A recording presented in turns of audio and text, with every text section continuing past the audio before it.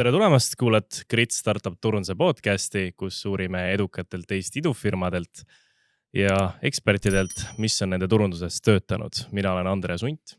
Tere ka minu poolt, mina olen Marelle Ellen ja tänane saatekülaline liitub meiega otse Taist.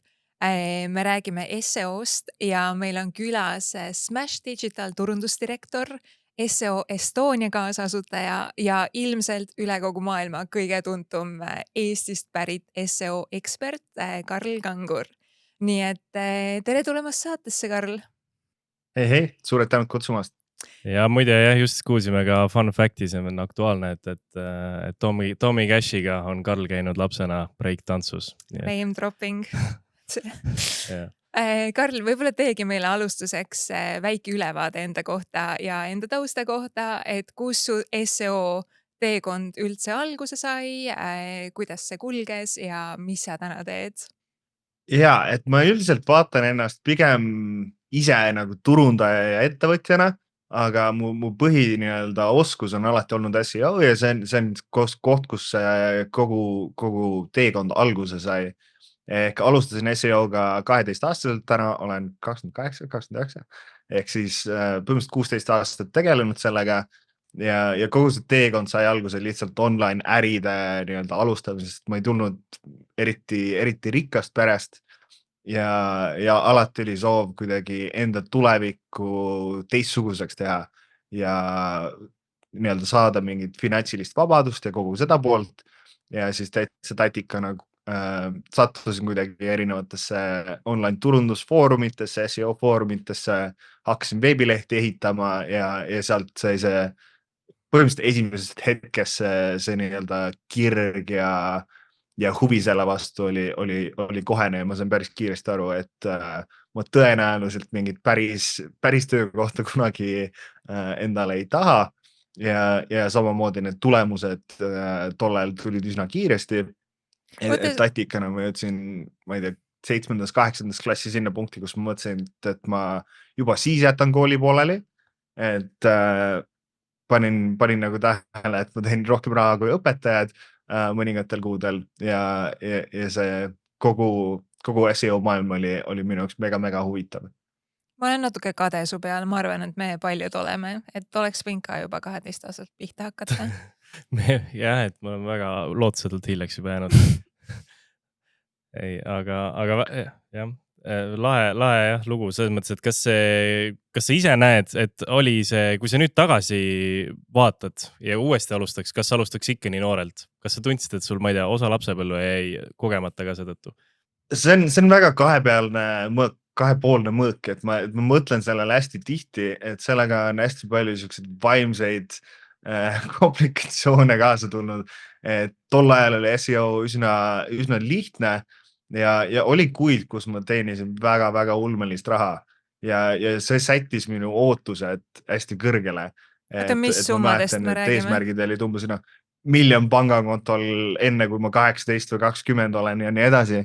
Ja siuke need võrdlused, mis sellega tekkisid, olid mingi täiega siuke Zuckerbergi tunne või siuksed mega ambitsioonikad, et aastaid hiljem, kui asjad muutusid, siis sellega on olnud nagu raske tegeleda ja pluss siis teine pool, et mu kogu elu oli põhimõtteliselt see, et ma jätsin suure osa koolist minemata, et ma saaksin kodus tööd teha, igasugused sotsiaalsed asjad ja kogu see pool, et ma vahel mõtlen tagasi, et äkki oleks pidanud rohkem elu nautima selle asemel, et mingit successi nii obsessivilt taga ajada.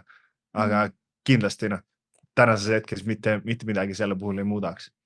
Aga millised need esimesed veebilehed üldse välja nägid või milline SEO tollal oli? Ma hakkasin tollel ei olnud mingit podcast'e või YouTubereid, blogijaid ja siukseid asju, et kõik toimus läbi ise õppimise ja tollel olid foorumid. Ja siis ma sattusin siukse kohta nagu Black Hat World, mis oli siis musta mütsi SEO foorum, kus inimesed põhiliselt ehitasid siukseid pisikesi niši veebilehti ja enamik neist olid päris kahtlastes valdkondades, et mina alustasin siukse valdkonnaga nagu paper download, ehk siis iga kord, kui keegi tahtis midagi alla laadida, minu veebilehel olid siuksed asjad nagu survey'd, ehk nad pidid panema meiliaadressi, zip-koodi, mingid siuksed asju, telefoninumbri, said mingi sõnumi sealt vastu ja siis, kui nad sellest protsessist läbi läksid, siis nad said oma download imise selle lingi, mis minu puhul oli hästi palju igasugust kahtlast tarkvara. Ehk siis mingisuguste mängude häkid, tasuta Photoshopi tõmbamine, igasugused torrentilaadsed asjad ja nii edasi. Et need olid valdkonnad, kus oli vähem konkurentsi, kuna suur osa sellest tõenäoliselt oli siukse illegaalse poolsama asi. Aga siis selle nii-öelda kõrvale astumiseks ma tegin hästi palju huvitavaid asju, näiteks mul oli kunagi üks veebileht, kuidas Facebooki kontot ära häkkida. Et ma arvan, et ma olin mingi 15-16 siis. Ja see oli esimene kord, kui me palkasime mingisuguse progeja, et neid veebilehti ehitada. Et enne seda oli kõik WordPressi või Blogspoti ja mingite selliste platvormide peal. Ja siis me palkasime progeja, kes lõi mingi nii-öelda custom veebilehe mingi 2 tonni eest. Ja siis pani selle nii-öelda Facebooki värvidesse, et see näeks sarnane välja. Ja siis seda otsiti tolle ajal 90,000 korda kuus, kuidas häkkida Facebooki kontot. Ja siis me lõime veebilehe, mis nägi väga häkkimise laadne välja ja keeruline, et sa pidid kellegi profiili üles otsima, nende mingi user ID kuskilt source code'ist otsima, paneme selle veebilehele ja siis tekkis siuke progressi baar, mis ütles, et encrypting MD5 hash ja mingid siuksed hästi tehnilised sõnad. Ja siis ta näitas, et okei, see parool on nüüd muudetud ja see oli ära peidetud. Ja siis kui sa klikid sinna, et näita mulle seda uut parooli, siis nad pidid ära täitma mingi pakkumise, et selle ligi saada. Ja siis kui nad selle ära olid teinud, siis me panime FBI siukse warningu sinna, et see, mis sa praegu teha üritasid, on seaduse vastane, et me praegu midagi ei tee, aga järgmine kord ära selliste asjadega tegele. Et tegelikult me mingit nii-öelda illegaalset tarkvara ja siukseid asju ei pakkunud. Pigem karistasime inimesi, kes tahtsid ebaseaduslikke asju teha, aga süke oli see algus. Mis see asja mõte seal toona siis oli, et inimesi hoiatada või kas te teeniste seal mingit reklaamiraha sellest külastatajalt pealt või? Ja, et iga kord, kui keegi tahtis midagi alla laadida, nad pidid mingi pakkumise täitma, näiteks tolle ajal oli näiteks Prantsuse külastaja tuli, panid sinna download, siis tuleb pakkumine, et pane oma telefoni number siia sisse ja sa võid võita mingi iPhone 4S või mis iganes. Ja siis nad saavad telefonile sõnumi, seal on mingi väikses kirjas mingi tekst, et see läheb sul 50 € kuus maksma, kuni sa stop kirjutad. Ja siis mina sain sealt mingi, ma ei tea, $16 vahelt või midagi sellist, et igas riigis erinevad pakkumised. Ja siis osadel veebidel kindlasti mingid reklaamid ja sellised asjad ka. Ühesõnaga, kes kuulab Grit podcasti selle eesmärgil, et saada siin turundus ja võib-olla ärimudeli raha teenimis. Ideid, siis siit saab hulgi. Aga kui avameelitsemiseks juba läks, et mis summasid siis toona oli võimalik teenida? See Facebooki häkkimise oma, neid oli meil päris mitu tükki, mõned olid inglise keeles, mõned olid prantsuse keeles, kuna Prantsusmaa pakkumised maksid kõige rohkem. Et siis me tõlkisime neid erinevatesse keeltesse, kuna seal oli konkurents ka madalam. Aga näiteks Prantsuse oma teenis tipphetkel, kui meil olid positsioonid 1, 2 ja 3, teenis umbes 15,000 € kuus. Et täitsa lukratiivne oli see. Yeah. On levinud mõttelaad ja kõik inimesed on mures, see on selline mantra, mida räägitakse, et turunduses kõik muutub ja SEOs kõik muutub. Sina oled 16 aastat SEO teinud, kui palju siis see kõik on muutunud? Ja, see on üks SEO müütidest, mida ma alati üritan ümber lükata, et kui sa nüüd iga nädal mingid artikleid ei loe või 6 kuud eemal oled, aasta eemal oled, et kõik on hoopis teistsugune ja seal on mingi tõde on seal kindlasti sees, aga kõik need nii-öelda algusvundamendid on täpselt samasugused. SEOs on päris mitu poolt, on see lehepealne SEO, ehk siis kuidas su veebilehe kood välja näeb ja sisupool ja nii edasi.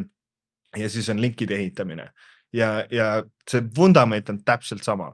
Et mingid nii-öelda spetsiifilised strateegiad ja tehnikad kindlasti muutuvad ja ta on natukene keerulisem kui siis, kui mina alustasin. Aga kogu see nii-öelda matemaatika ja loogika seal taga on täpselt samasugune.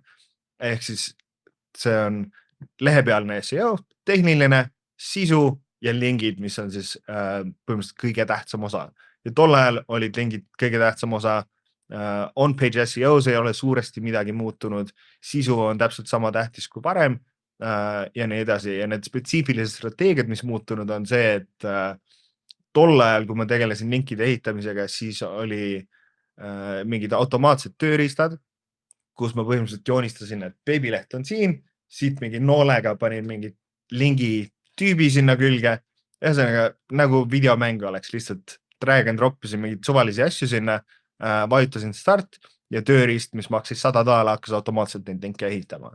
Ja tol ajal see nii-öelda viis, kuidas me seda mõõtsime, oli mitu linki ma suudan minutis ehitada ja ma mäletan mingitel aegadel tegime 1100 linki minutis. Ja nüüd tänapäeval igasuguste automaatsete tööriistade kasutamine pigem ei tööta selle jaoks ja nüüd agentuurina me näiteks pakume ettevõttele 8 linki kuus ja see maksab sulle umbes $5000 kuus. Ehk siis see strateegia on täielikult vastupidine, aga see, et lingid on kõige tähtsam asi, on endiselt täpselt sama. Aga kui minna siis sinna selleni, et alustada nendest baasasjadest, et kui nüüd mõtleme, siis lähme nende startup turundajate maailma, et keegi ei taha sinna alguses mingisugune 100 tundi võib-olla tühjalt kuhugi alla panna. Mis on sellised baastegevused ja kuidas see vundament korda teha? Ja, et SEO saab hästi palju negatiivset kuidagi pressi või inimestel on hirm sellega üldse tegelema hakata, kuna see tehakse mega keeruliseks. See on tõesti keeruline ja tehniline valdkond, aga ma ei ole absoluutselt tehniline inimene. Ma ei oska absoluutselt mingit koodi kirjutada, servereid hallata, mitte midagi sellist, et ma olen pigem täiesti tüüpiline turundaja, et vaevu saan printeriga hakkama. Aga kui me vaatame enamike valdkondi, siis suur osa sisust tekib igasuguste agentuuride, influenceride ja selliste asjade poole peal. Ja seetõttu see valdkond tehakse nii keeruliseks.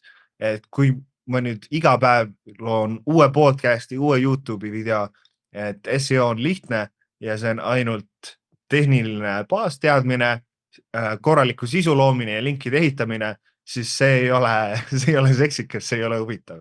Et sellepärast kirjutatakse kogu aeg uusi uudiseid ja YouTube'i videosid, et SEOs kõik muutus nüüd ja kõik on teistsugune ja see uus update ja see tehniline asi ja nii edasi.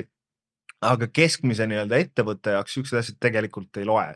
Et kui me võtame seal algoritmi, mis Google on algoritm, seal ei ole ühtegi inimest taga, kes otsustab, et sinu veebileht on hea, see on parem ja see on täiesti kohutav.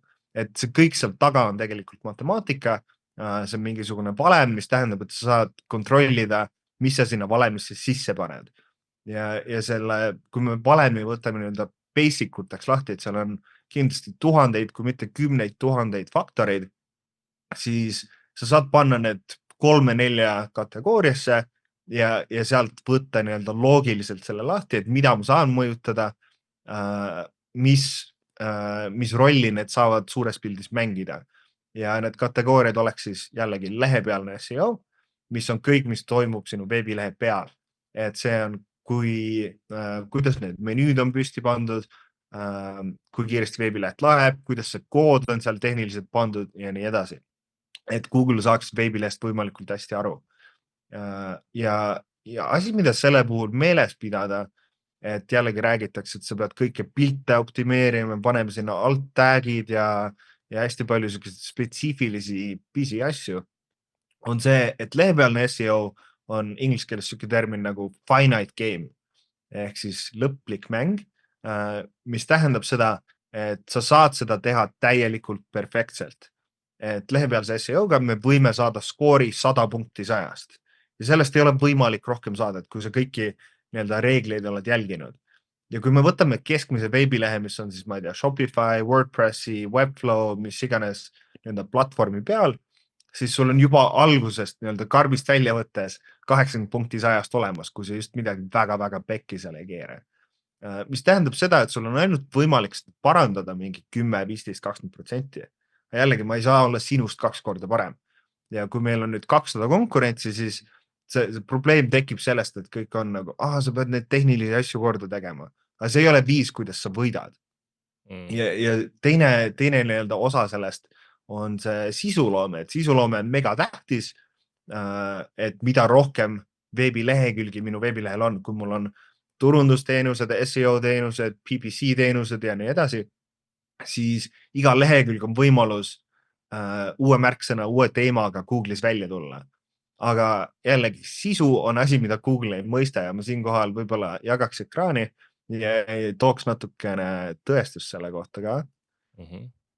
Et mul on äripartner, kellega ma korraldan SEO Estonia konverentsi, Kyle Roof, ja tema on siis üks tuntumaid SEO-sid maailmas. Ja ta on tuntud Lorem Ipsumi poole pealt. Et Lorem Ipsum on siis see veebilehe tekst, mida disainerid kasutavad, kui nad veebilehte disainivad nii-öelda placeholder tekstina. Ja kui sa guugeldad täna Rhinoplasty Garden Grove, mis on siis mingi kirurgia ninale, siis USAs on selline veebileht esimesel kohal ja siin all on kõik need pärisarstid, doktor K. Ja siis, kui me läheme siia veebilehele, mis on esimesel positsioonil, siis me näeme, et terve see veebileht on disainitud ladinakeelses nii-öelda placeholder tekstis. Surgery, ROCA, plastic, rhinoplasty cast, veel X, mis iganes.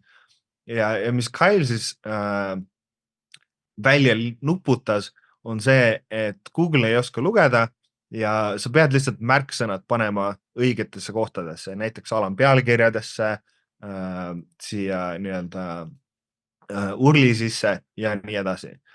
Et see tõestab ära selle, et ka Google ei oska lugeda ja meie nii-öelda artikkel jällegi ei saa olla 10 korda parem kui mingi teine artikkel. Ja ta on seda teinud korduvalt, need veebilehed on esimestel positsioonidel olnud mitu aastat nüüd, et jällegi siin Indoneesias otsid sama märksõna, siis on täpselt samasugune veebileht siin esimesel kohal. Ja kui me läheme siia kodulehele, siis on jällegi kõik tehtud nii-öelda võlts ladinakeelses tekstis ja see on väga, ja siin ei ole isegi palju seda sisu, et see nagu rikub kõiki neid nii-öelda SEO põhitõdesid ja reegleid ja nii edasi. Aga siis miks me kuulame turundajaid, kes ütlevad, et sisu on kõige tähtsam asi SEO puhul ja sisu on kuningas ja alati võidab ja nii edasi. Kui me näeme, et päris maailmas see ei tööta. Et Google tegi eelmine aasta hästi suure update'i, mis oli see helpful content update ja miljoneid veebilehti hävitati üle öö. Ja siis Google nii-öelda süüdistas, et täpselt selle update'i pärast on, et sinu sisu on halb. Aga ometi mitte ükski veebileht sellest update'ist nii-öelda taastunud ei ole. Et me peame nii-öelda loogikat kasutama ja vaatama, et kus need päriselt tulemused tulevad. Ja Google'i puhul on tore see, et sa näed alati esimesel leheküljel, et kui sa mingit märksõna otsid, mis seal tulemustes päriselt välja tuleb ja mis päris maailmas töötab. Ja mida me praegu seal näeme, kui sa guugeldad, ma ei tea, konkurentsirikkamaid valdkondi, eriti inglise keeles, on see, et enamik tulemusi on mega autoriteetsete suurte brändide poolt tehtud. Ehk siis, kui sa guugeldad mingid igapäeva asju, et mis on parim mikrofon, mis on parim seisev laud, mis iganes, siis on topis suured veebilehed nagu Wired, Forbes, Healthline ja nii edasi, Reddit, LinkedIn ja nad on kõigele topis. Ja mis on neil ühist? See ei ole mega hea sisu. Et kui Forbes, mis on nii-öelda äriajakiri, tuleb välja CBD oilile mingi 1000-sõnalise artikliga, et kus see loogika on? See loogika tuleb tagasi siia valemile, on see, et tehniline pool ei saa olla 1000 korda parem, on-page pool ja sisu ei saa olla 1000 korda parem, aga lingid, mis on alati olnud Google'i nii-öelda kõige tähtsam ranking factor, on see, et mul saab olla 1 miljon linki rohkem kui sul. või oluliselt kvaliteetsemad, tugevamad lingid, kui ma saan valitsuselt lingi ja sina saad mingit suvaliselt väikselt blogilt, seal on hästi suur vahe sees. Ehk siis SEO tulemused on alati nende 3 nii-öelda tasakaal, et kui mul on parem tehniline pool ja parem sisu kui konkurentidel, võib-olla mul läheb natuke vähem linke vaja kui teistel, aga kui ma ehitan rohkem linke, ma saan nagu sinna sisse suruda ennast. Mul Väga on põnev. nii palju mõtteid ja nii palju küsimusi. Üks asi, mis sa ütlesid, oli see, et see on-page osa optimeerida 100%-le. Kas seal on mingid tööriistad, millega seda jälgid? Ja, et SEO tööriistu on sadasid. Põhiline, mida mina kasutan, on ahrefs.com, mis on üks kõige populaarsemaid tööriistu, teine on SEMrush. Ja tegelikult nad on kõik üsna sarnased, eriti selle tehnilise poole pealt. Et sa võid kõikidesse sinna sisse panna lihtsalt oma veebilehe, vajutad start, ta skännib terve veebilehe läbi, analüüsib kõiki lehti ja see annab sulle skoori jällegi 0-100 ja tihtipeale sa oled ilmselt seal mingi 60-70 kandis. Ja siis ta annab sulle vastu, et me leidsime 17 000 viga ja need on kõik need asjad, mis sa peaksid korda tegema. Ja see on koht, kus tekib see suur paanika, et see on nii keeruline ja nii raske, aga jällegi, kui need tööriistad annaks sulle tagasi, et kõik on okei, ära muretse, siis nende klientidel oleks ka tunne, et nagu, miks ma maksan selle eest või mis ma siin teen, on ju. Et seal tekib see nagu disconnect, et see on nii tehniline, nii palju asju on vaja teha ja see on nii oluline, aga see on selleks, et tööriistad näeksid head välja, et agentuurid saaksid sealt küsida 200 € tunnis, et nüüd 60 tundi mingeid asju korda teha, aga reaalselt nendest 11 000 probleemist on ilmselt mingi 7-8 asja, millele sa päriselt peaksid keskenduma, kui sa just ei ole mingi Amazon.com. Et kui sa oled Amazon või Wikipedia, sul on 4 miljardit lehekülge, siis tõesti see ja mega suur konkurents, siis on see, et see iga 1% ja iga pisidetail loeb. Aga kui me võtame mingi keskmise startupi, siis tegelikult need asjad ei ole nii keerulised, sealt on paar asja vaja välja valida, see nii-öelda vundament õigesti teha ja sa saad 95% tulemusi lihtsalt sealt juba. Aga mis see vundament on või mis need 7-8 baasasja on, mis nagu kindlasti tasub korda teha? Suur osa tuleb tagasi märksõnadele ja siis mõelda sellele, et kuidas Google sinu veebilehte näeb, et mõista seda tehnilist poolt. Et lihtne on luua mingi veebileht ainult kasutajale ja nii-öelda, kuidas me keeleliselt teeme Google'ile selgeks, et mis siin päriselt toimub. Et kui mul on leht seoestonia.com näiteks, siis lihtne on panna menüüsse teenused. Aga mida teenused päriselt tähendab? Et need võivad olla juuksuriteenused, need võivad olla turundusteenused, need võivad olla ükstapuha mis teenused. Aga hästi tihti nii-öelda turundajad panevadki menüüsse, panevad sõna teenused, võib-olla isegi pealkirjaks teenused, nad panevad sinna urli või lingi sisse teenused, aga kuidas Google peaks aru saama, millega siin tegu on ja mis märksõnadele sind välja nii-öelda tuua siis. Ehk siis need kõige tähtsamad asjad ongi, kuidas ma keeleliselt esitlen seda lehekülge ja kuidas ma selle selgeks teen. Ehk siis päris mitu kohta on, kuhu seda märksõna panna annab. Ehk siis igal leheküljel on title tag, alampealkirjad H1, H2, H3 ja nii edasi, et seal märksõnu kasutada, urli sisse panna ja siis sisus päriselt neid märksõnu kasutada. Ja järgmine pool sellest olekski see, et kuidas me keeleliselt sisu kasutame, et Google sellest päriselt aru saaks.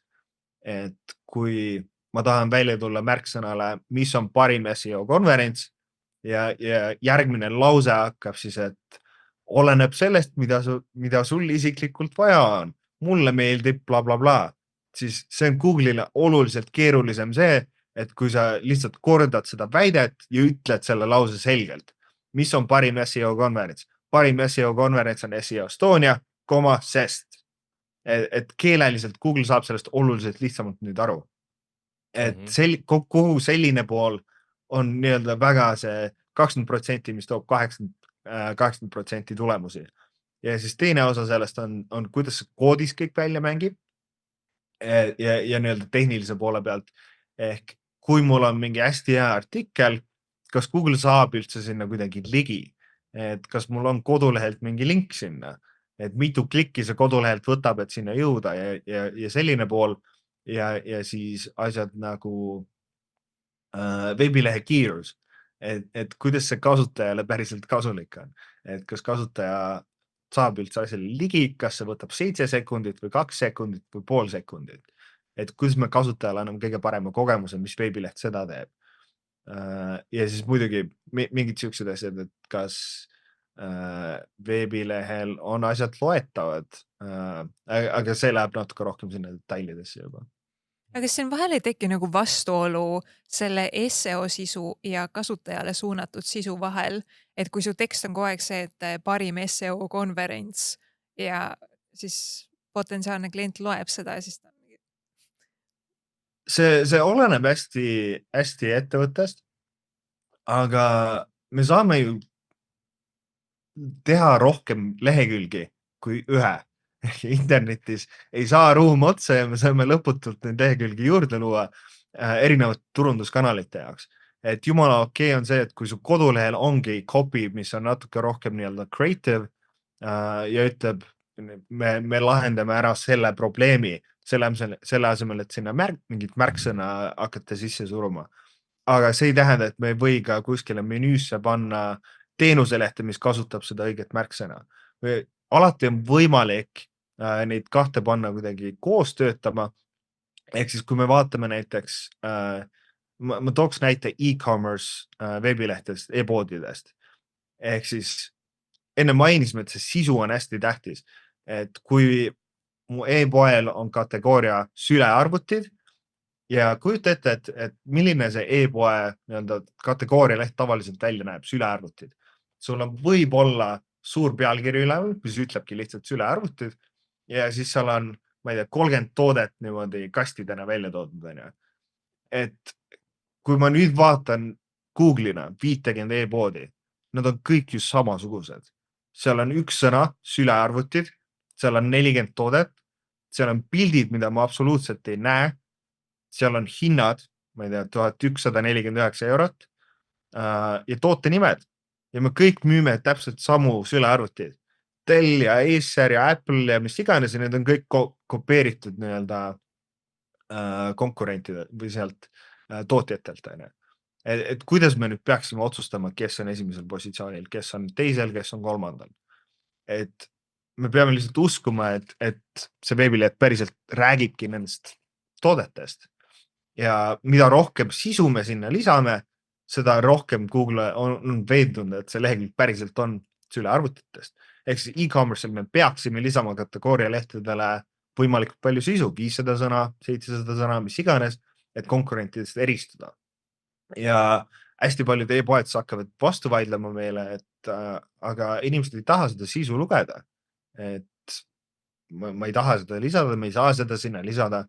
Ja siis me testime seda klientidega, et meil on Google Analytics, me näeme, mis toimub conversion rate'idega seal leheküljel ja me paneme toodete ülesse sinna pealkirja alla, ütleme mingi 100 sõna sisu.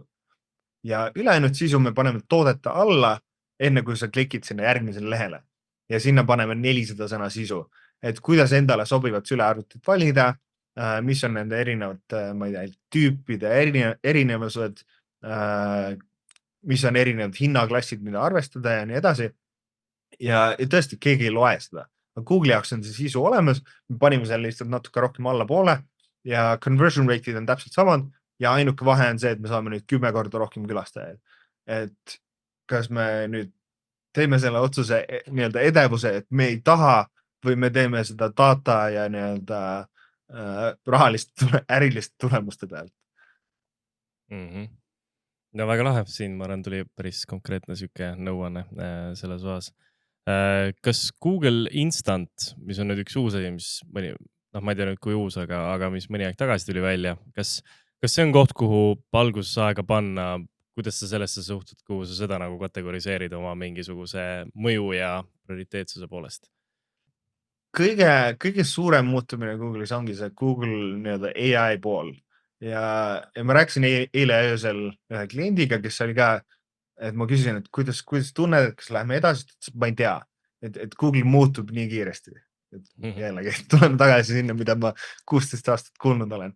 Et nüüd me tõesti oleme kohas, kus asjad on päris ettearvamatud, et AI on nagu tervet maailmat üle võtmas. Me vaatame, kuidas valdkonnad surevad üleöö ära, ala mingid, ma ei tea, stock-fotode valdkond oli mitu miljardit, mis üleöö kadusid ära, kui AI suutis hakata nii-öelda pilte genereerima ja nii edasi. Ja nüüd me oleme kohas, kus Google selle asemel, et saata need klikid minu veebilehele, võtab minu sisu ja siis vastab otse otsingu tulemustes näiteks. Annabki terve vastus ära ilma mingit klikki mulle saatmata. Ja seda saab mitmel nii-öelda viisil vaadata, et suur osa minust SEO-na on see, et jällegi seal ei ole mingit inimest taga, kes selle otsuse vastu võtab, et see on algoritm, mis tähendab, et me saame sinna algoritmile anda mingisuguse data, et meie nii-öelda vastus tuleks sealt välja. Et inimesed ikkagi otsivad endiselt asju, et kui sa otsidki jällegi, ma ei tea, parimat turundusteenust või konditsioneeri puhastamist Tallinnas. Ehk siis need ärid muutuvad, need lahtiolekuajad muutuvad, Google peab alati mingit päris äri seal nii-öelda soovitama ja kuskilt peab see vastus talle tulema, mis tähendab, et see võib vabalt olla meie äri, mida ta seal soovitab. Et see ei ole nii-öelda otseselt negatiivne asi, suur osa sellest ongi, need vastused tulevad ikkagi nii-öelda läbi traditsioonilise SEO ja SEO tegevuste. Aga teine pool, mis seal kindlasti on hirmutav, on see, et need asjad kasvavad nii kiiresti, me ei tea, kus see tulevik päriselt on, et Google'il oli Google I.O. Event teile, kus nad siis demosid mingid tooteid ala need Google prillid, mida sa nüüd kannad terve päev ja AI, ma ei tea, tuvastab ära inimeste nägusid ja guugeldab neid ja lindistab su vestluseid terve päev, et sa saad küsida sekundiga, et kuule, kus ma enda võtmed jätsin? Ja siis see on, ma nägin, sa panid sinna kapi peale enne. Või ta hakkab automaatselt sinu Amazoniga suhtlema, et kuule, ma nägin, et külmkapis on piim ja munad otsas, et ma nüüd automaatselt tellin sealt. Et sa ei pea isegi enam poodi minema või ise selliseid asju jälgima. Et see on see hirmus pool, et me ei tea, millega mis ettevõtetega Google nüüd näiteks hakkab neid partnerlusi tegema, et OpenAI tegi Shopify'ga diili, et nüüd hakkavad automaatselt ChatGPT's Shopify poode promoma. Ja näiteks Facebook Zuckerberg rääkis, kuidas Facebooki tulevik on see, et nad kasutavadki AI-d, et äridele täislahendusi pakkuda. Et reklaamide tulevik näiteks võib olla see, et sa annad Facebookile enda ärilise soovi, mina soovin saada rohkem SEO kliente, ma olen valmis maksma ühe kliendi eest 500 eurot ja ma ei pea ühtegi reklaami looma, et Facebook ise hakkab neid reklaame õigetele inimestele suruma ja ma maksan neid tulemuste eest. Et Zuckerberg usub, et see on nii-öelda reklaamide tulevik, et kindlasti seal on nagu see hirmus pool, et võib-olla me olemegi kõik 4 aasta pärast töötud ja kõik on automaatselt AI poolt tehtud. Aga jällegi nii-öelda see praegune seis AI ei kasva nii kiiresti, kui see meile tundub, kes me oleme siin startupi maailmas. Ehk vaatasin mingit statistikat enne meie kõnet, et näiteks praegu Google Search on 373 korda suurem kui ChatGPT. Et see market share isegi täna on väga-väga pisikene, et 37 miljonit otsingut päevas ChatGPT-lt ja 5 triljonit Google'i otsingut ehk siis 14 miljardit päevas, mis on väga-väga suured vahed. Aga kas sa täna näed põhjust kuidagi juba oma sisu AI-le optimeerida või pigem need optimeerimispõhimõtted on nagu samad, mis Google'ile? Jaa, kindlasti. Sama klient, kellega ma eile rääkisin, eile öösel, meil on kontaktivormil küsimus, et kuidas sa meist kuulsid ja ta leidis meid ChatGPT Deep Researchiga. Ja nii-öelda, kui täiesti aus olles, me ei ole isegi enda agentuuri veebilehte selle jaoks veel optimeerinud. Ja suur osa põhjustest on see, et kui sa tahad ChatGPTs või Perplexities või ükstapuha kus Google AI overview'des välja tulla, siis see vundament on täpselt sama, mis on hea, korrektne SEO. Et suuresti need ChatGPT-d ja muud tööriistad on ikkagi keelemudelid, mis tähendab, et nad ennustavad varasemate materjalide pealt, seal ei ole mingit suurt nagu loogikat taga. Ehk siis jällegi ma toon sama märksõna näitena, parim SEO konverents. Et ma olen ChatGPT, sina küsid mult selle küsimuse, siis kuidas see töötab? Siis ongi see, et ta on lugenud 5 miljonit lehekülge läbi, kus 4 miljonit lauset lõpevad niimoodi, et parim SEO konverents on SEO Estonia. Et ta analüüsib, mis see järgmine sõna nüüd peaks olema. Ja kui 80% kordadest see lause lõpeb niimoodi, siis ta on üsna veendunud, et see on see õige tulemus.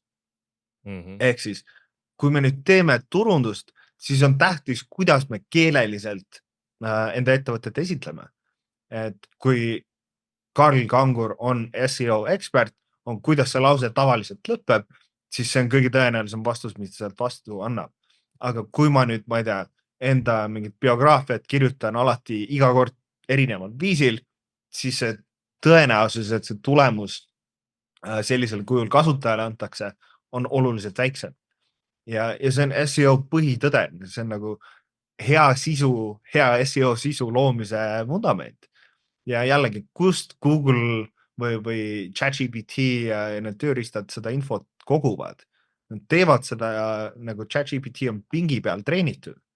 Ehk siis kõik info, mis ta on saanud, ta on põhimõtteliselt saanud guugeldades. Ehk siis, kuidas me saame võimalikult palju olla seal AI treening datas, ehk siis anda võimalus ennast soovitada, tule hästi otsingu tulemustes välja. Et kui on dokument, mida ma leidsin peale 5 miljonit otsingut kuskilt interneti tagaosadest, siis see sisu on nii-öelda vähem usaldusväärne kui see, mis oli esimene dokument, mis ma leidsin.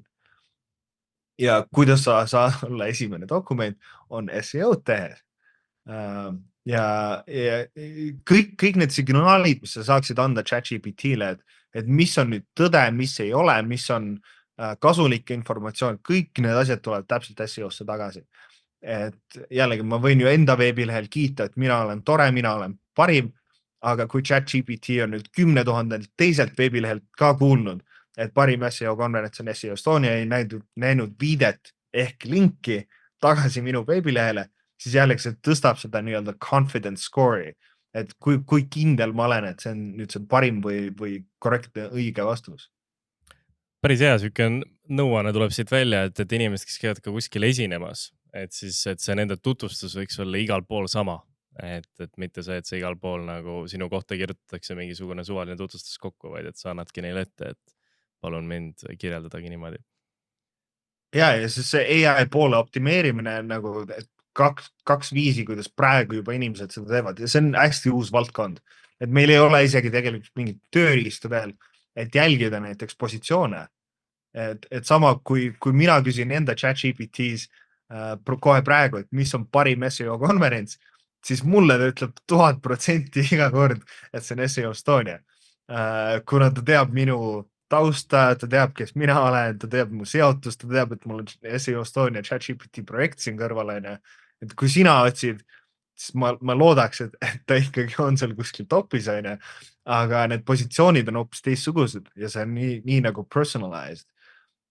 Et me kõik saame seal erinevaid tulemusi, aga kuidas neid asju siis nii-öelda optimeerida, ongi see, et kuidas ma ennast olen kirjeldanud, et kui ma esitlen ennast alati turundusagentuurina või turunduseksperdina, mis on need otsingud, millega ma tahaksin ChatGPTs välja tulla, mis on need laused, mida inimesed võiksid kasutada, et kas nad otsivad top ettevõtet või parimat ettevõtet või odavat ettevõtet selles valdkonnas ja nii edasi.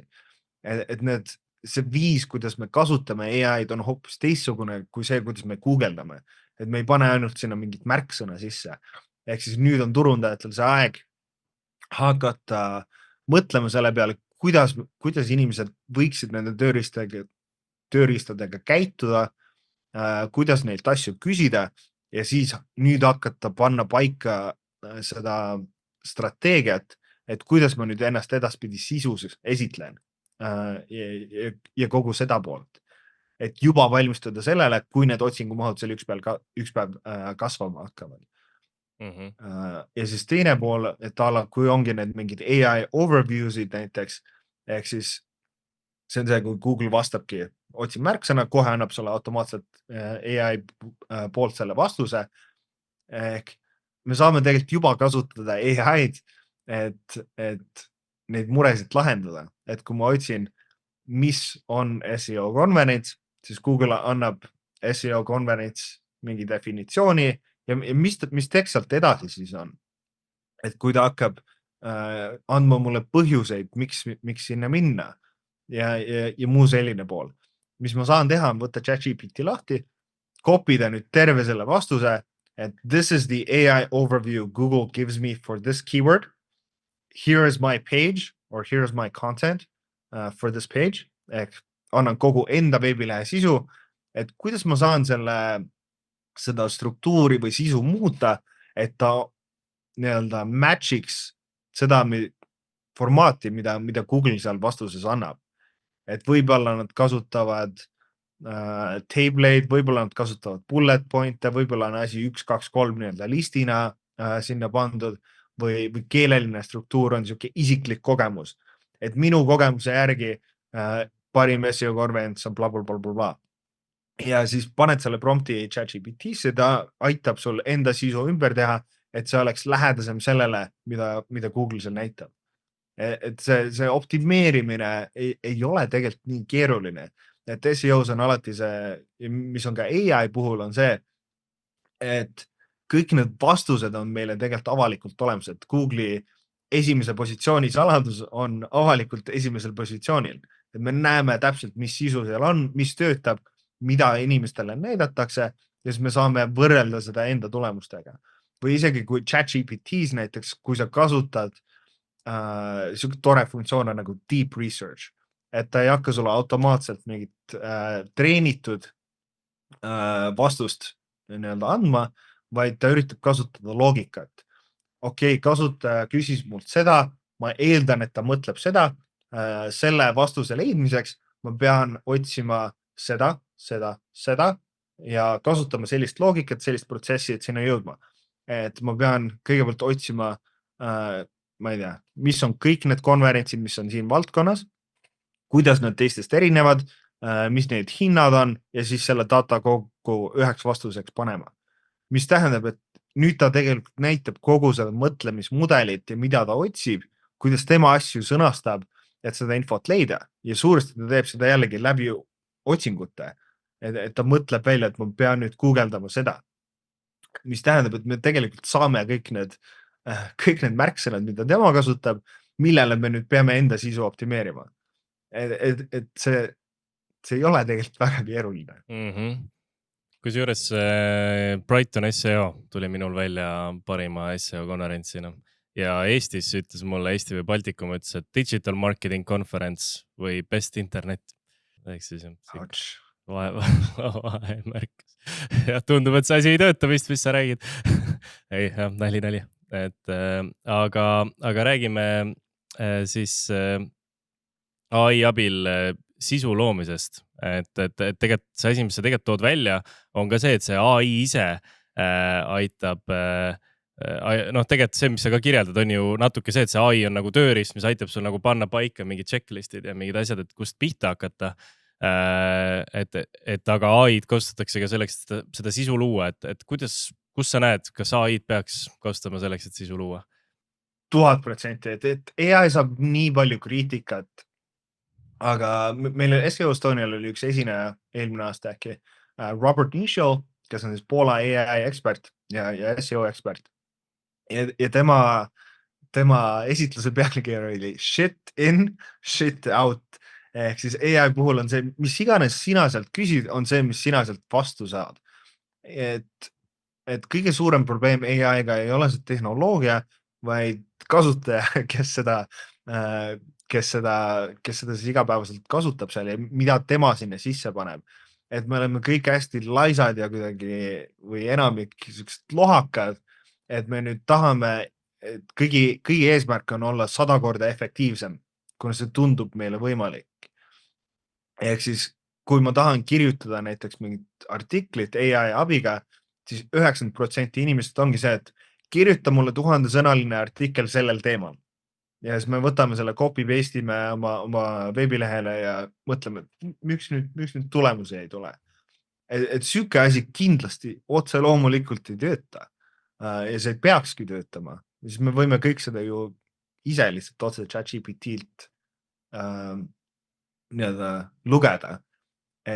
Aga AI-d on võimalik kasutada nii paljudel erinevatel viisidel, et kui sa teedki seda lohakalt ja laisalt ja ei pane sinna mingit effort'it sisse, siis need tulemused ongi kohutavad ja Google karistab sind selle eest ja sa ei saa tulemusi ja nii edasi. Aga neid viise, kuidas seda kasutada, on ju tuhandeid või miljoneid lõputult. Et kui ma kirjutan artikli ja nüüd ütlen, et Star Warsis on vaata see karakter Yoda, see hästi pisike. Yoda thinks this, et tal on väga siuke unikaalne tone of voice ja 5 lauseid koostada. Et kui ma nüüd kopeerin enda konkurendi artikli ja ütlen, et kirjuta see nüüd Yoda voice'is, siis kuidas Google peaks üldse aru saama, et tegu on AI sisuga, kuna see on keeleliselt nii unikaalne. Et nüüd ma saan teha sama asja, et kui ma võtan konkurendi artikli ja ütlen, kirjuta see nüüd ümber, et see oleks SEO-ks unikaalne. Muidugi see on kohutav sisu ja muidugi Google võib sellest väga lihtsalt aru saada, et see ongi võlt sisu lihtsalt optimeerimiseks loodud. Aga kui ma söödan AI-le sisse näiteks 500 artiklit, mida mina päriselt inimesena olen kunagi varem kirjutanud, kus on sees minu teadmised, minu mingid manerismid, minu sõnade valik, lause koostamise viis ja treenin enda ChatGPT selle põhjal, et Karl kirjutab niimoodi. Ja nüüd panen konkurendi artiklit, et tee see minu stiilis ümber. Kuidas Google või kasutaja peaks üldse aru saama, et see on mingi AI artikkel, et tegelikult seal ei ole mingit vahet, et oleneb sellest, kuidas seda tööriista kasutad ja mis sa sinna sisse paned, mis reeglid, mis süsteemid sa sinna paika paned, et sa pead selle tehnoloogiaga nagu päriselt tutvuma, mõistma, kuidas seda kasutada. Et kui mida detailsemaks sa lähed, et ühtegi teist asja maailmas me ei kohtleks niimoodi, nagu keskmine turundaja kohtleb praegu AI-d. Et esimest korda Facebooki reklaamidest kuulnud, sa ei olnud nagu ma teen Paintis nüüd mingi reklaami joonistan valmis ja panen, ma ei tea, 100 eurot päevas jooksma kõigile maailmas. Ei, sa pead õppima, kuidas audientsi sihtida, mis teeb heast reklaamist hea reklaami, mis on hea pilt, mis on hea copy, kuidas need asjad koos peaksid töötama ja sa õpid seda kasutama. AI-s me oleme kõik nagu, tee minu essee ära ja siis nuputame, et miks asi ei tööta või kui ma SEO-st mitte midagi ei tea, kui ma ei tea, mis on hea sisu, ma ei saa seda tööriista kasutada, et hea sisu luua. LinkedInis ma näen mingi kord päevas, ma arvan, sellist postitust, kus keegi räägib, et ta tegi nüüd AI abil 300 artiklit korraga ja siis ta sai mingi 20 000 külastust veebilehele. Kas see on mingi asi, mida peaks tegema? Sest tundub, et mõned ettevõtted nagu väga aktiivselt nagu massiliselt lisavad neid AI loodud artikleid. Ja, et alati on erandeid, alati kõik sõltub mingisugusest valdkonnast, et SEO kõige tüüpilisem vastus kõigele on it depends, et see on nagu valdkonna näli. Et see kindlasti võib töötada, kindlasti on ärisid, kes on meeletult raha teeninud sellega, kes tänaseni teenivad meeletult raha, on valdkondi, kus see töötab ja on ka hästi palju ettevõtteid, kes on saanud selliste asjade eest karistada. kas see on mõistlik sinu ärile? Ma arvan, et kui sa mängid mingit pikka mängu, siis pigem ei. Kui su eesmärk on nagu, mul tatikane oli lihtsalt kiiresti mingit raha teenida ja mul on okei, kui ma järgmine nädal pean uue veebilehe alustama, siis on hoopis teine see. Aga SEOs on alati nende kahtlasemate strateegiate risk on olemas, et ja päris suured ettevõtted on teinud selliseid asju, et ma võin tuua siin paar näidet, et see ei ole nüüd spetsiifiliselt nii-öelda AI kohta, aga ilmselt olete kuulnud HubSpotist, üks maailma suurimaid turundus ja müügitööriistu ja nemad olid siis content marketingi suuresti nii-öelda alustajad. Et esimene ettevõte, kes hästi nii-öelda push'is content marketingu ja blogimist ja nii edasi. Ja kui me võtame Ahrefs tööriista, siis me näeme nende orgaanilist külastatavust. Ehk siis siin on see orange line, on nende traffic, et 2021 6 miljonit ja see on umbes mööda mingi 2-4 korda siin. Ehk siis tõenäoliselt oluliselt rohkem. Me näeme, kuidas nende liiklus kasvas ja suuresti see oli läbi blogimise. Kuni siis 2024 ja see hakkas siin 12 miljoni pealt kukkuma ja kukkus ja nüüd on umbes 4 miljoni pealt, mis nii-öelda public ettevõttena, ma arvan, et nüüd on public. See on päris kohutav asi, mida investoritele näidata ja mis neil siin päriselt toimub. Ja suur osa sellest põhjusest oli see, et nad läksid ahneks, et neil on nii palju linke, nad tulid iga teemaga Google'is välja ja siis nad tegid seda, mida praegu on AI-ga hästi lihtne teha, et me lihtsalt nüüd loomegi lõputult sisu igale märksõnale maailmas.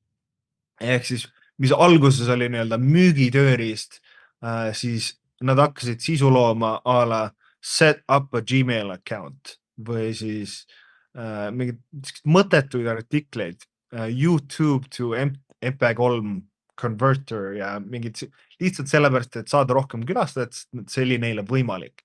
Ja siis mingi hetk Google karistas neid põhimõtteliselt selle eest, et nad enda teemast liiga välja läksid. Et kui sa suudad AI sisu massiliselt luua niimoodi, et see on päriselt kvaliteetne sisu, mis on sinu valdkonnas ja nii-öelda teha seda samamoodi, nagu sa teeksid päris tiimina. Et kui sul oleks 50 kirjanikku, kas see sisu kvaliteet oleks sama, kas su strateegia oleks sama ja kas kasutajale on seal mingit negatiivset vahet või ei ole.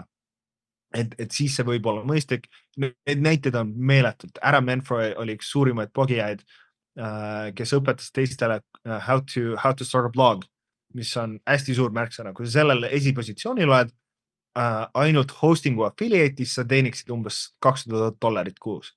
Et see oli meeletu äri ja ta sai hästi palju külastajaid, umbes 500,000 mingil ajal. Ja nüüd me näeme, kuidas see traffic on täiesti ära kadunud juba 2023. Ja nüüd on tänaseks täiesti nullis. Ehk siis Google'i poolt karistada saanud. Ja nüüd, kui me vaatame nüüd kõiki lehekülgi, mis ta siit ära on kaotanud, jällegi see sama probleem on seal, et selle blogi point oli how to start a blog. Ja siis kutt läks ahneks ja siis ta hakkas siin looma, ma ei tea, blogging quotes, lifestyle blog names, Instagram captions, blogging away depth ja ta lihtsalt nii palju ebakvaliteetset sisu, et kui ma eksis, ta tegi seda päriselt kirjanikega, aga see kvaliteet kukkus nii palju, ta läks jällegi enda teemast nii välja, hakkas igast tarkvarast maailmas kirjutama ja siis lõpuks Google vaatas, et okei, sa spämmid, sa manipuleerid ja ta sai selle eest karistada ja siit ei ole enam mingit võimalust tagasi tulla. See 200 tonni kuus blogi on nüüd null, on surnud ja ta ei tule sealt enam tagasi. Et kas see risk on nagu, kas seda on mõtet võtta, kui sul on mingisugune päris äri, päris tiim, päris vahendid, asjad korralikult teha. Et meie eesmärk ei peaks olema see, et ma nüüd selles mõttes üks artikkel nädalas teha, nüüd AI-ga ma pean saama 300 tükki päevas tegema. Et see eesmärk pigem on see, et kas ma saan enda produktiivsust tõsta 2 korda, ilma et ma kvaliteeti ohverdama peaksin. Et kas ma saan nüüd teha 2 artiklit nädalas sama ajaga või 1 päevas. et me ei pea lükkama seda ekstreemsusesse ja kui me sellise lähenemise võtame, siis see on väga-väga mõistlik. Et nüüd on see, et 3 töötaja palkamise asemel me teeme 1 ja see on juba suur võit. Jah, minu meelest sa ütlesid enne salvestuse ütlesid päris hea asja, et kui sa teed täna kehva SEO-d, siis sa selle tehisaruga teed seda lihtsalt rohkem ja kui sa ei tea, mis on hea sisu, siis ei ole mõtet seda ka skaleerida. Aga üks asi, mis meil üks varasem külastaja tõi välja, et SEO, kui varem oli see, et SEO oli selline alustava ettevõtte jaoks hea kasvukanal, see ei maksnud ja oli võimalik seal suurte vastu võistelda, siis kuidas sa täna seda näed, et kas see endiselt on ikkagi selles alustavate ettevõtetele siuke hea koht, kuhu minna ja kust on võimalik ikkagi suurte vastu hakata konkureerima? See on kohati liialdatud point, aga kohati on see tõsi, et klientide puhul ma alati üritan mõista, et mis on nende finantsiline nagu pool. Et kui sa oled täiesti tuue ettevõtte alustanud, siis tõesti nagu sa ei peaks alustama SEO-ga tõenäoliselt, kui sul ei ole mingid vahendeid, eriti kui sa oled konkurentsirikas valdkonnas. Aga kui sa juba oled enda idee ära tõestanud, sul on kliente ja sa üritad seda äri kasvatada, siis tõenäoliselt on see mõistlik.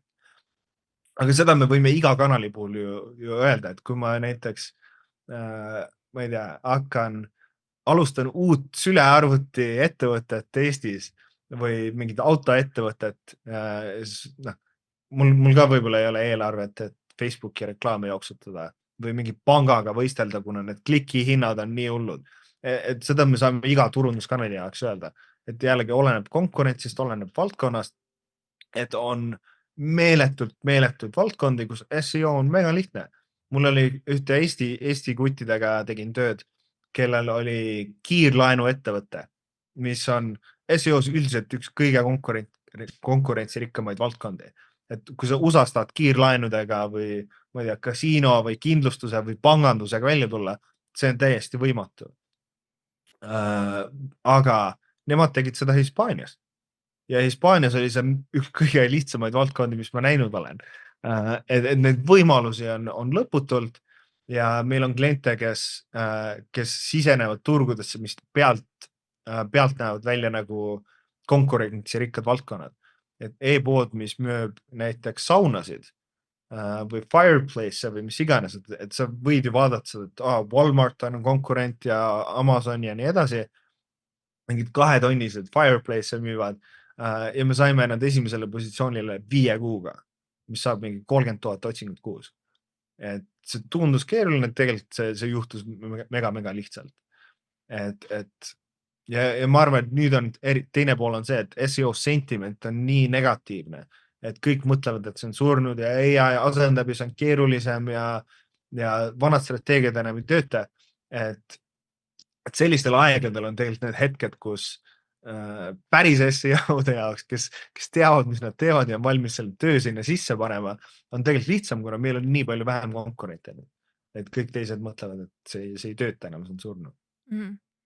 Aga kui nüüd ettevõte mõtleb, kas neil tasub SEO-ga alustada ja sellesse investeerida või mitte, kas seal on mingi valem siis, et mis numbrid sinna sisse panna ja kuidas sa selle kuidagi välja arvutad? 100%, et jällegi nende otsuste vastuvõtmiseks sul peab olema mingisugune data, et ma ei saa lihtsalt öelda, et SEO on keeruline. Sa ei saa turundusprobleemi niimoodi lahendada, sa pead kõigepealt mõistma, kuidas see kanal töötab. Et sama, kui me jooksutame Facebooki reklaame, siis selle otsuse vastuvõtmiseks meil on vaja teha mingi test, me peame päriselt reklaami jooksutama. Et mitu eurot iga klikk maksab, mitu klikki me saime, et kas meil on piisavalt andmeid seda otsust vastu võtta, mitu müüki me saime, mis oli kasum selle pealt. Ja siis me saame otsustada, kas see kanal töötab või ei tööta. Et SEO puhul on sama, me peame kõigepealt mõistma, kuidas see asi töötab, et me rääkisime enne nendest fundamentidest, mis on see lehepealne SEO, sisu, lingid ja nii edasi. Ja me saame kogu selle data võtta nendest tööriistadest. Et kui ma nüüd hakkan otsima märksõna SEO teenused, siis kasutades tööriista, nagu me enne vaatame seda Ahrefsi, ma nägin täpselt, et näiteks HubSpot saab 4 miljonit külastajat kuus. ja nüüd me saame selle tükkideks võtta. Et ma võtangi 5 konkurenti lahti enda valdkonnas ja ma hakkan analüüsima, et kui palju külastajaid nemad saavad. Palju see tööriist näitab, et mina külastajaid saan, kuna need andmed ei ole alati nii täpsed. Kui see peab 2 korda mööda minu puhul, siis tõenäoliselt ka konkurentide puhul. Ehk me saame kogu selle data, et kui palju külastajaid meie konkurendid saavad Google'ist, mis juba annab, näitab seda potentsiaali. Eriti kui mina juba saan mingid külastajaid Google'ist, ma saan vaadata, et okei, mina saan 2000 külastajat ja teenin selle pealt 50 tonni kuus. Neil on, ma ei tea, 50 000 külastajat kuus ja ma saan nende numbritega mängida. Ja saad väga täpseks sellega minna, kuna sa näed igat märksõna, millega nad välja tulevad, palju iga spetsiifiline lehekülg saab külastajaid ja nii edasi. Ja ülejäänud pool on lihtsalt matemaatika. Et kui neil on 200 artiklit kogu veebilehe peale, mul on 30, siis ma saan ette ju planeerida, et ma pean kirjutama 170 artiklit. Ja kui ma tean, et keskmine artikkel mul läheb maksma $200, okei, ma saan välja planeerida, kui palju see kokku läheb maksma, kui kaua see aega võtab, et seda päriselt ellu viia. Ja siis teine pool oleks siis see linkide pool, et neil on 500 linki, mul on 100, 400 on vaja ja siis ma saan arvutada, et okei, kui ma Karlile nüüd annan 6 sati, siis sellest ma saan 1 lingi.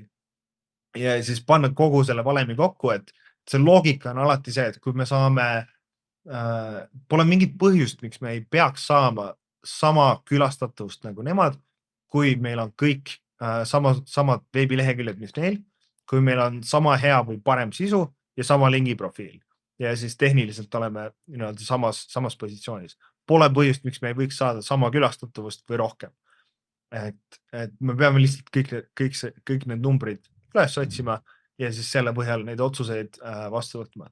Et kindlasti on valdkondi, kus ma elu sees ei teeks SEO-d, et kui mu toode on, ma ei tea, külmkapp, siis mingi Samsungi ja ma ei tea, selliste ettevõtetega ma tõenäoliselt ei suuda võistelda.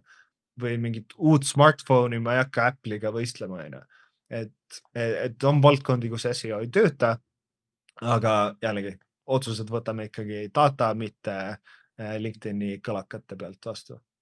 Mulle hullult meeldib see, kuidas sa paned selle numbritesse, sest tihti tundub, et SEO on kuidagi umbes, et hakkame midagi tegema ja siis umbes 6 kuu pärast näeme, et kas sealt üldse tuleb mingit tulemust.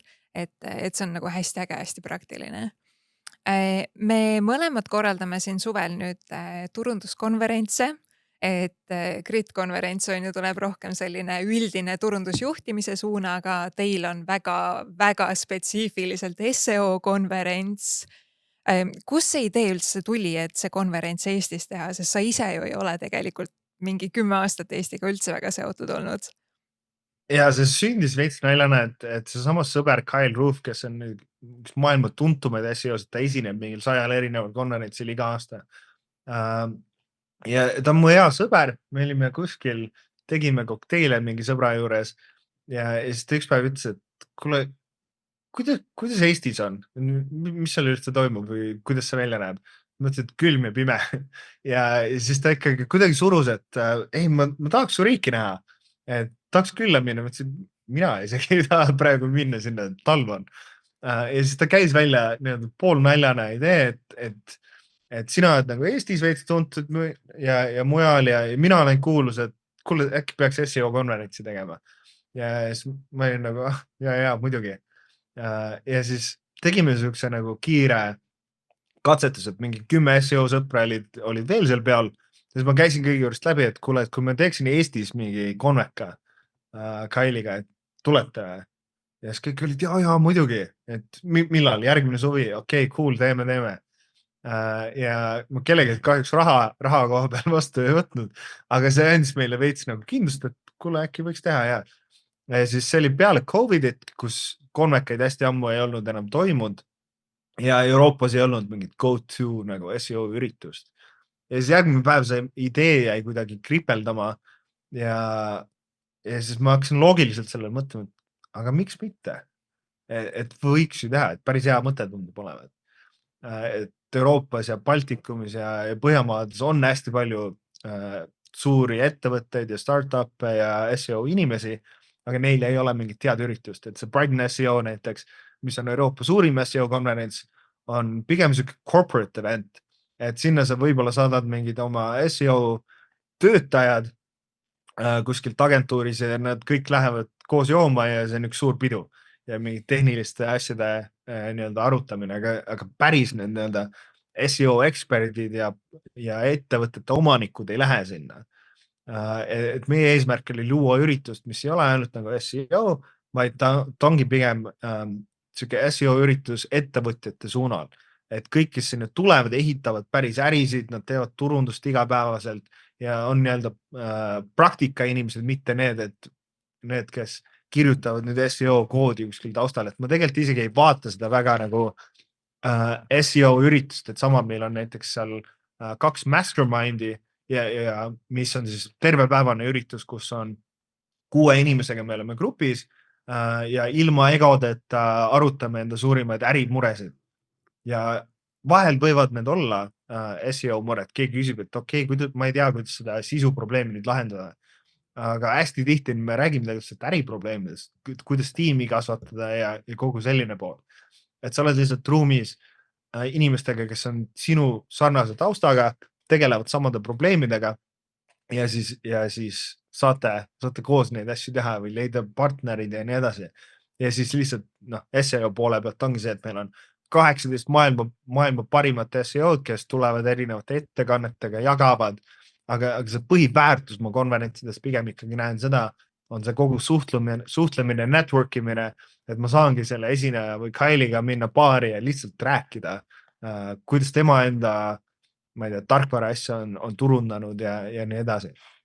Et see üritus ei ole ainult SEO-dele, ta on tegelikult veits kõigile, et meil on Eesti turundusjuhte, kes käivad e-poodide omanikke, kes SEO-st mitte midagi ei mõista, aga see ongi koht, kus sa tuled ja sa saad need teadmised, saad neid connection eid ja saad enda ettevõtet kasvatada, mis on meie kõigi eesmärk. Väga äge. Ja minu enda tiimiliikmed eelmisel suvel käisid ja pärast tegid tiimile, tegid kokkuvõtte ka ja väga, väga lahe üritus. Nagu siuke tunne, et sinuga võiksin veel vist mingi 2 tundi või 8 tundi. 12 tundi, vaata, palju oli see Timol, see oli 12 tundi turundust, aga see võikski olla ainult Karliga, et 12 tundi SEO-st lihtsalt. Nii et jah, ma ei tea, kas turunduslabor teeb selle ära või ärge andke Timole mingeid ideid, et ta tõenäoliselt on sellega mingi hetk välja ka käinud,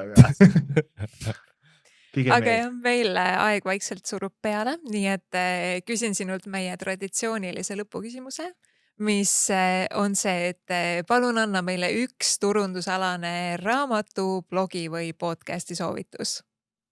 Ma annan kõigepealt kiire soovituse tulla konverentsile, et ma panen kupongi üles Grit20, mis annab siis SEO Estoniale 20% discounti, mis toimub veel juuli 9-11. Et kui sa tahad 12 tundi SEO-d, siis nüüd sul on võimalus saada 3 päeva SEO-d maailma tipptegijatega. Aga turunduse poole pealt mul on 1 raamat, mis mulle täiega meeldib, mis minu jaoks muutis kuidagi turundusmõtlemist ja turundusmaailma. Mul ei tule praegu selle raamatu nimi meelde, aga selle autor on Ryan Holiday. Growth hacking. Ma äkki guugeldan igaks juhuks. Growth hacker marketing. Kas on see väike valge raamat, mingid mustad säbrud on peal? Trust me, I'm lying on maailma kõige parem turundusraamat üldse. Ryan Holiday oli siis päris noorena oli American Apparel'i turundusjuht, ma arvan, mingi 19-aastasena või midagi. Ja ta kasutas hästi palju selliseid ebatraditsioonilisi kanaleid. Ja siis üks asi, mis ma mäletan, ma lugesin sealt, oli see, kuidas ta põhimõtteliselt manipuleeris pressi ja ta võttis asjad tükkideks lahti, et kuidas ma saan mingi suurde ajalehte, kuidas jõuavad uudised. Ja siis ta seletab lahti loogikat, et see kõige suurem ajaleht, ma ei tea, Delfi näeb kuskilt artiklit mingit Järvamaa postist või mis iganes. Ja siis kuna nemad on juba väitud midagi, siis nagu me võime usaldada ja me ei pea fakti checkima seda ja nii edasi. Ja siis ta võtab selle tükkidena lahti, et kuidas Järvamaa Post seda artiklit kirjutas ja siis lõi mingi süsteemi, kuidas niimoodi võlts news'i kuidagi tippu suruda. Et seal on hästi palju sükest nagu loogilist mõtlemist, growth hackimist ja seda poolt ja ma mäletan, et peale seda ma vaatasin kogu turundusmaailma hoopis teistsuguse pilguga. Et see oleks mu number 1 soovitus. Ühe pean veel sisse suruma on Seth Godini Purple Cow, mis on siis see, et sa ei saa halba asja turundada, et kui sa sõidadki, ma ei tea, Tallinna ja Paide vahet ja näed iga mingit lehma, siis on suva. Kui sa üks päev peaksid nägema lillat lehma, siis sul oleks nagu, what? Mis siin toimub? Ja et turunduses on alati rohkem kui seda, et kas ma selle lause kirjutan õigesti, et need kõik tükid peavad tegelikult kokku sobima ja see toote pool tõesti loeb ka hästi palju ja su ettevõtte kultuur ja kogu see pool. Suurepärane. Aitäh sulle, Karl, et sa tulid ja rääkisid, kuidas asjad päriselt käivad. Oli äärmiselt põnev ja aitäh, kes sa teisel pool kuulasid ja ma loodan, et said kasulikke mõtteid. Kui see episood sulle meeldis, siis jaga seda oma Instagram stories või LinkedInis või saada see kellelegi sõnumites. Ma arvan, et saad kohe temalt kiitust, et sa jagad talle midagi kasulikku. Ja kui sa kuulad meid YouTube'is, Spotify's või Apple Podcastis, siis vajuta kindlasti subscribe nuppu, et kuulda esimesena, kuhu startup turundus liigub. Kuuleme järgmises episoodis, kus on järgmine huvitav startup turundaja. Olge tublid ja edukat turundamist.